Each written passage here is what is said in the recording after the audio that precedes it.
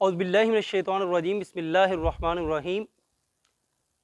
आजकल ये सवाल बहुत आम पूछा जाता है कि इंसान की ज़िंदगी का असल मकसद क्या है? यानी अल्लाह ताला ने इंसान को पैदा क्यों किया है और इसे क्यों बनाया है और इसे दुनिया में भेजा क्यों है? और साथ-साथ कुरान को क्यों नाज़िल किया है? कुरान अपना पैगाम को, अपने मैसेज को कैसे आगे डिलीवर करता है और जब मैसेज डिलीवर हो जाता है इसे पिक करके इसके ऊपर अमल कैसे करना है? सबसे पहली बात तो ये है कि आज हमने अनफॉर्चुनेटली हमने अपने जो अल्लाह ताला ने हमें हुक्म दिए थे, अल्लाह ताला के जो अहकाम थे, हमने इसे ही भुला दिया है।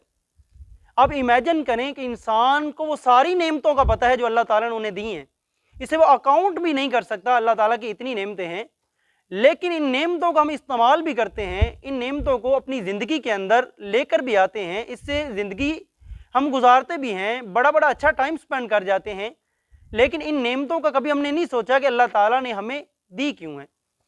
हमारी फर्स्ट जो प्रायोरिटी वो बन चुकी है, वो ये बन चुकी है कि हमने सिर्फ दुनिया में रहकर दुनिया का काम करना है। और दुनिया के काम क्या है? पैसा कमा लेना, शादी कर लेना, बच्चे पैदा कर लेना और अच्छा कारोबार स्टैंड कर लेना, और इसके साथ साथ बस ये ज़िंदगी है।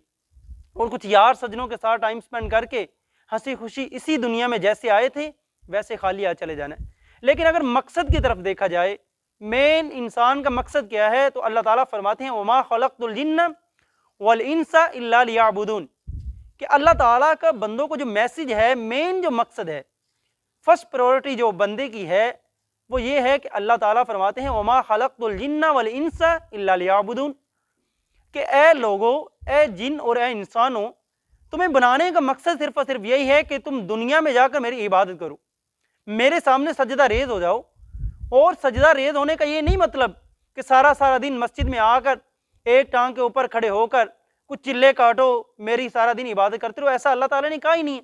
जहाँ रिज़्क़ कमाने का मामला आता है वहाँ अल्लाह ताला फरमाता है या अय्युहल्लज़ीना आमनू इज़ा नूदिया लिस्सलाह मिन यौमिल जुमुअह फस्अऊ इला ज़िक्रिल्लाह वज़रुल बै।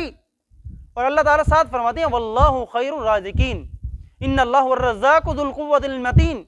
यानी अल्लाह ताला ये भी कहते हैं हलाल रिज़्क़ कमाओ, रिज़्क़ की तरफ जाओ, लेकिन जब रिज़्क़ की तरफ नहीं जाओगे, लेकिन हराम की तरफ चले जाओगे, हलाल रिज़्क़ की तरफ नहीं जाओगे, रब को भुला डालोगे, अल्लाह ताला कहते हैं फ़इन्न लहू मईशतन ज़न्का, फिर मैं तुम्हारी मईशत को ऐसी चोट पहुंचाऊंगा, देखने में तुम रिज़्क़ तो बहुत कमाओगे लेकिन उस रिज़्क़ के अंदर मैं अल्लाह बरकत को उठा लूंगा।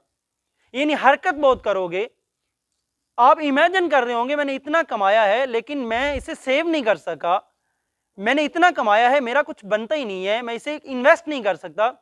वो इन्वेस्ट इसलिए नहीं हो सकता कि अल्लाह ताला उससे बरकत को उठा लेंगे।